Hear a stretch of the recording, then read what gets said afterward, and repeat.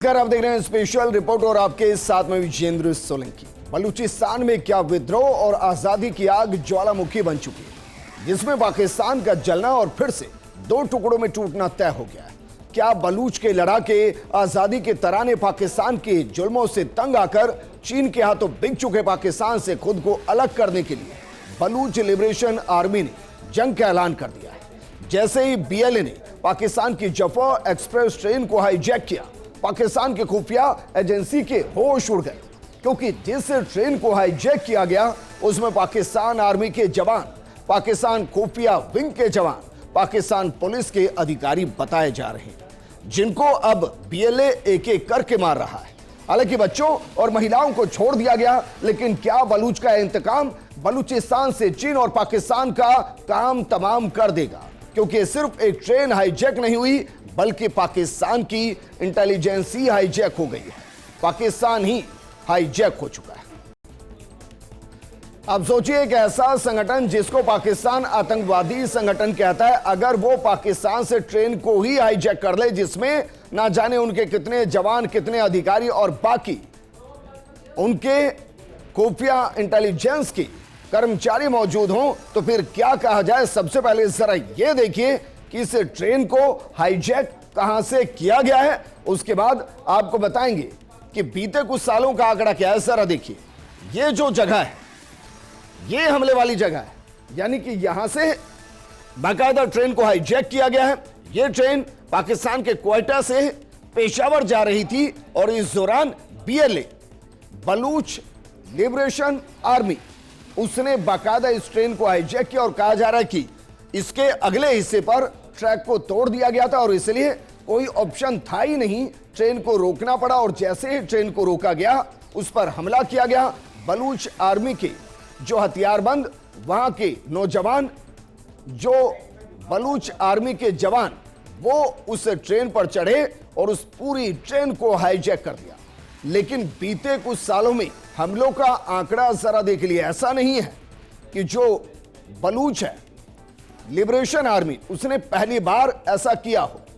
दरअसल ये जितने भी बलूचिस्तान की आज़ादी के ग्रुप्स हैं, उन्होंने बीते कुछ सालों में जो हमले किए, उनमें इन सभी ग्रुप्स ने अभी तक 938 हमले किए हैं, जिसमें 102 से ज़्यादा मौतें हो चुकी हैं, 689 घायल हो चुके हैं, कम से कम 546 संपत्ति को नुकसान पहुंचाया जा चुका है। 2024 में बीएलए सबसे सक्रिय ग्रुप बन रहा था, जिसने 302 हमले किए और कथित तौर पर 580 से ज्यादा लोगों की मौत हुई, जबकि 370 से ज्यादा घायल हुए और कम से कम 171 हमलों में संपत्ति को नुकसान पहुंचा। ग्रुप ने 21 जिलों में 240 क्षेत्रों में ऑपरेशन करने का दावा किया है। लेकिन दावा पाकिस्तान की सरकार क्या कर रही है, जिसके देश के अंदर एक बगावती ग्रुप, क्योंकि पाकिस्तान तो उसे आतंकवादी ग्रुप कहता है, जबकि बलूच के लोग उन्हें आजादी के तराने कहते हैं, क्रांतिकारी कहते हैं। लेकिन पाकिस्तान सरकार का बयान इस पूरे हाईजैक के बाद क्या आया, जरा इसको भी सुनिए। क्योंकि क्वेटा से पेशावर जा रही ट्रेन पर पहरो, कुंडरी और गदालार के बीच फायरिंग की गई और इसके बाद इलाके में इमरजेंसी के आदेश जारी किए गए। जिस ट्रेन को हाईजैक किया गया, जफार ट्रेन को, उसमें 9 कोच हैं, 500 यात्री बताए गए। इसे हथियारबंद लोगों ने टनल नंबर 8 में रोक लिया। सरकार ने बताया कि मौके पर अफसरों को पहुंचने में मुश्किल इसलिए हुई क्योंकि यह पथरीला इलाका है। अस्पतालों में इमरजेंसी लागू कर दी गई। सभी डॉक्टर, स्पेशलिस्ट, कंसल्टेंट और नर्सों को अस्पताल पहुंचने के आदेश दिए गए। हालांकि आदेश तो सुनने में आ रहा है कि एयर स्ट्राइक का भी दिया गया है कि पाकिस्तान एयर स्ट्राइक अपनी ही ट्रेन पर कर सकता है, जिसमें ना जाने कितने उनके खुफिया एजेंसी के जवान हैं, कितने उनकी सेना के जवान हैं, हो सकता है कितने आईएसआईएस के लोग हों और कितने हो सकता है कि आतंकवादी भी हों। लेकिन जरा देखिए, क्या वाकई में बीएलए का ऑपरेशन पाकिस्तान घुटनों पर, क्या वो सक्सेस हो रहा है? क्योंकि जो बीएलए है वो कहता है कि हमारे लड़ाकों ने माशकाफ, धादर और बोलान में इस ऑपरेशन को प्लान किया। रेलवे ट्रैक को उड़ा दिया गया, जिसकी वजह से जफर एक्सप्रेस को रुकना पड़ा। इसके बाद हमारे लड़ाकों ने इस ट्रेन पर कब्जा कर यात्रियों को बंधक बनाया। बंधकों में पाकिस्तानी सेना। अब जरा सोचते जाइए, ये ट्रेन कितनी महत्वपूर्ण थी, बीएलए ने क्यों इसको टारगेट किया और कैसे ये एक तरीके से पूरे पाकिस्तान को हाईजैक करने के बराबर है, क्योंकि पाकिस्तानी सेना इसमें मौजूद थी, इसमें बाकायदा पाकिस्तान के पुलिस के जवान मौजूद थे, इसमें एंटी टेररिज्म फोर्स मौजूद थी। आप सोचिए, पाकिस्तान बलूच लिबरेशन आर्मी को आतंकवादी कहता है, टेररिस्ट कहता है, और इसमें एंटी टेररिज्म फोर्स पाकिस्तान के मौजूद थी। इसके अलावा इंटर सर्विसेज इंटेलिजेंस के एजेंट इसमें शामिल थे जो पंजाब जा रहे थे। अगर किसी तरह का सैन्य हस्तक्षेप हुआ तो सभी बंधकों को मार दिया जाएगा, ये बीएलए कह रहा है। बीएलए कह रहा है कि हमने महिलाओं, बच्चों और बलूच यात्रियों को छोड़ दिया है, सिर्फ पाकिस्तानी सुरक्षा बलों के कार्मिकों को बंधक बनाया हुआ है। इस ऑपरेशन का नेतृत्व बीएलए की फिदाइन यूनिट और मस्जिद ब्रिगेड कर रही है, जिन्हें फतेह स्क्वाड, एसटीओएस और जिराब इंटेलिजेंस विंग का समर्थन प्राप्त है। वो कह रहे हैं कि अगर हमारे खिलाफ कोई भी मिलिट्री ऑपरेशन करने की कोशिश की गई तो सभी बंधक मारे जाएंगे। इस कत्लेआम की जिम्मेदारी पाकिस्तानी सेना की होगी। लेकिन कमाल की बात यह है कि अभी तक शर्तों को नहीं बताया गया है कि वो कौन सी शर्तें होंगी जिनके बदले में पाकिस्तान के इन जवानों को छोड़ा जाएगा। बलूच लिबरेशन आर्मी किन डिमांड के साथ दरअसल इनको हाईजैक कर रही है। हालांकि वैसे तो बलूचिस्तान चाहता है कि उसको आजाद मुल्क कर दिया जाए, क्योंकि एक दौर में वो आजाद ही था।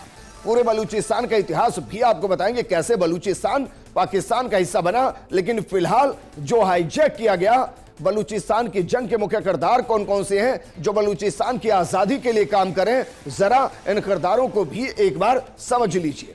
इनमें अगर बात करें, पहली बीएलए बलूचिस्तान लिबरेशन आर्मी, जिसके बारे में कहा जा रहा है कि उसने इस ट्रेन को हाईजैक किया है।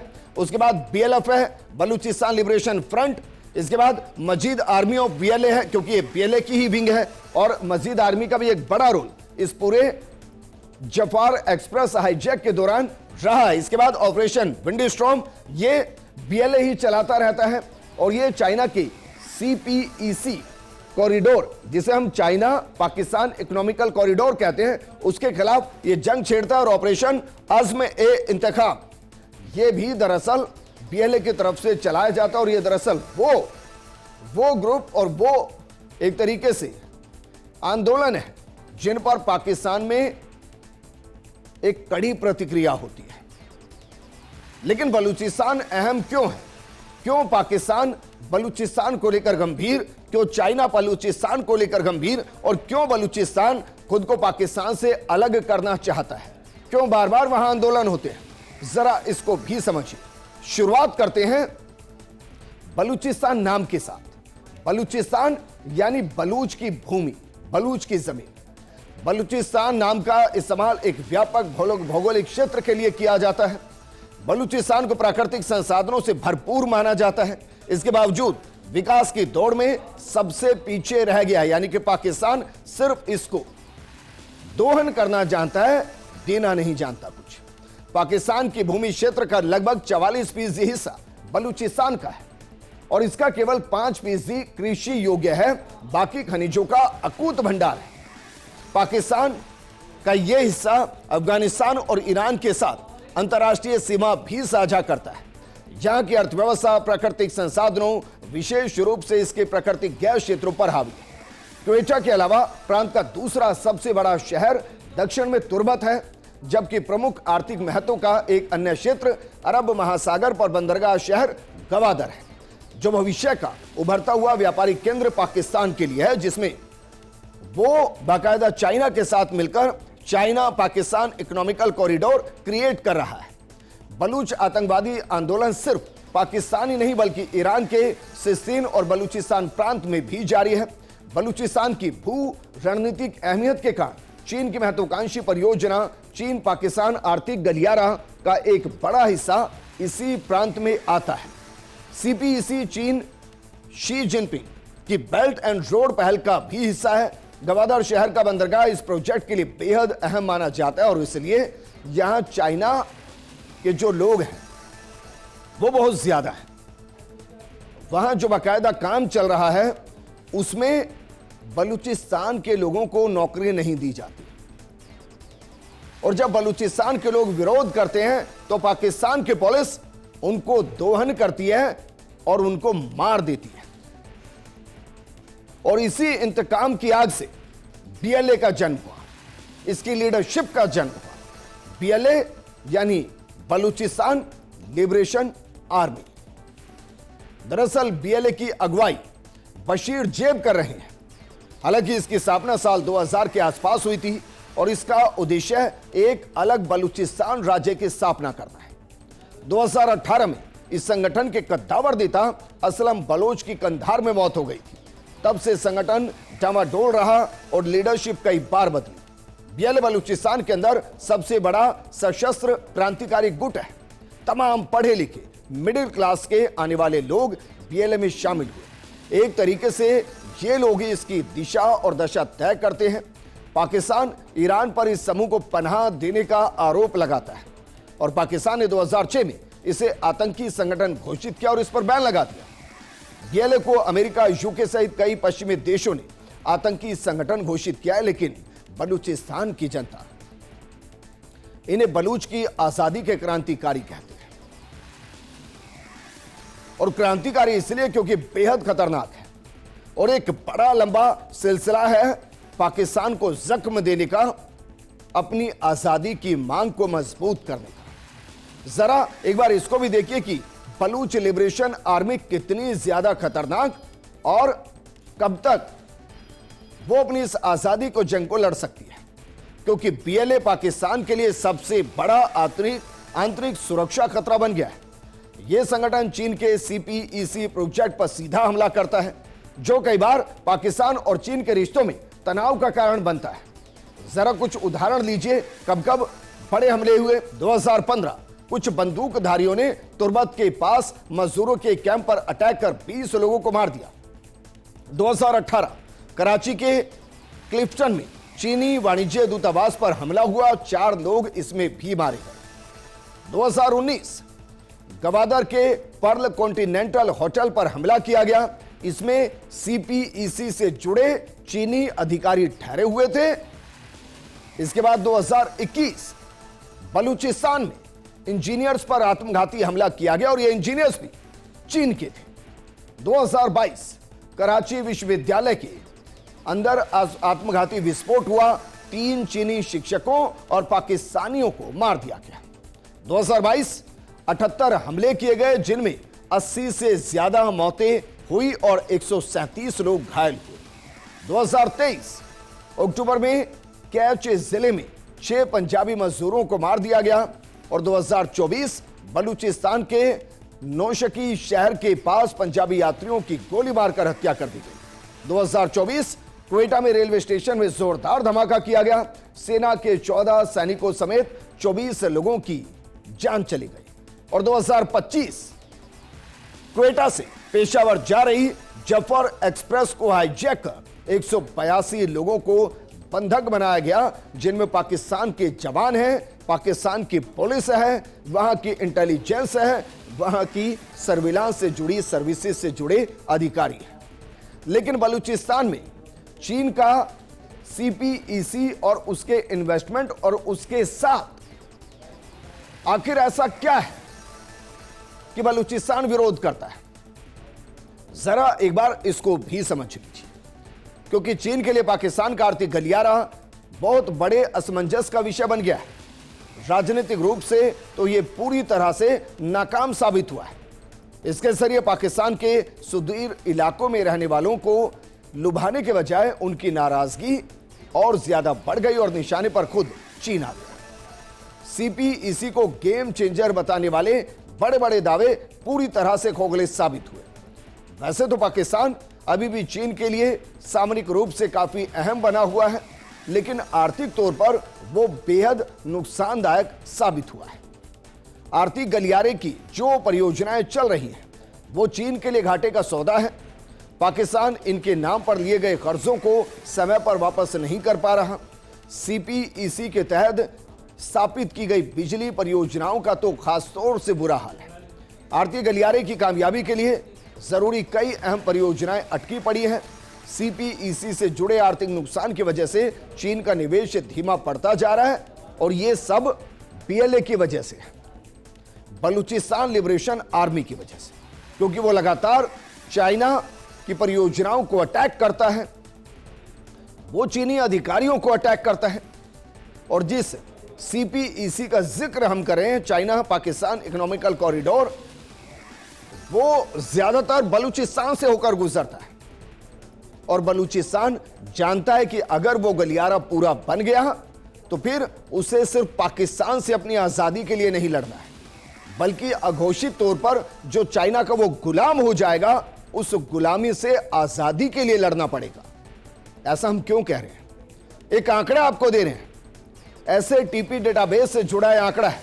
हालांकि इससे पहले जब हमने बलूच की शेरनी प्रोग्राम किया था और उसमें जब ये डेटा हमने दिया तो हमारे YouTube चैनल पर बलूचिस्तान के जुड़े लोगों ने कहा कि सर, जो डाटा आप दिखा रहे हैं, ये डाटा इससे कई गुना ज्यादा है, अत्याचारों की इंतहा और ज्यादा है। हालांकि हम सिर्फ वही डाटा दिखा पाएंगे जो वहां से साझा किया है, तो जरा इस डाटा को भी देखिए, ये भी कम चौंकाने वाला नहीं है। जरा देखिए, 2016 में 636 हत्याएं हुई हैं। किसकी हुई हैं? बलूच लिबरेशन आर्मी से जुड़े अधिकारियों की और बलूचिस्तान के लोगों की। 2019 में 180 हत्याएं हुई हैं। 2022 में 406 हत्याएं हुई हैं। 2023 में 466 हत्याएं हुई हैं।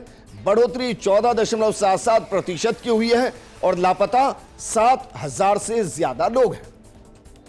हमारे जो बलूचिस्तान के भाई जो प्रोग्राम को देख रहे थे, उन्होंने कहा था कि सर, ये 7,000 नहीं है, ये दरअसल लगभग 40,000 से ज्यादा है। और जो हत्याएं आप दिखा रहे हैं, हत्याओं का आंकड़ा इससे बहुत ज्यादा है।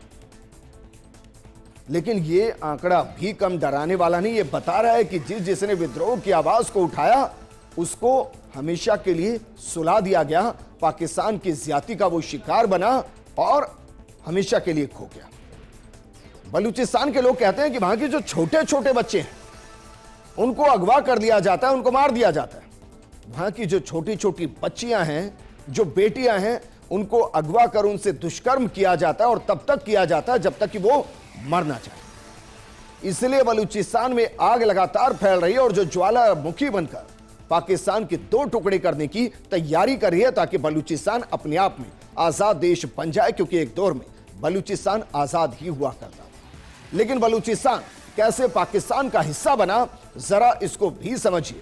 क्योंकि बलूचिस्तान में 4 रियासतें कलात, खारान, लौसबुला और मकरान हुआ करती थी, जिनमें सबसे ताकतवर कलात रियासत थी। 1870 में अंग्रेजों ने कलात के खान से एक संधि की, जिसके तहत सारी रियासतें ब्रिटिशर्स के अधीन हो गई। बंटवारे के वक्त में कलात ने आजाद रहने का ही फैसला किया। कलात के आखिरी खान मीर अहमद यार खान और मोहम्मद अली जिना के बीच अच्छी दोस्ती थी।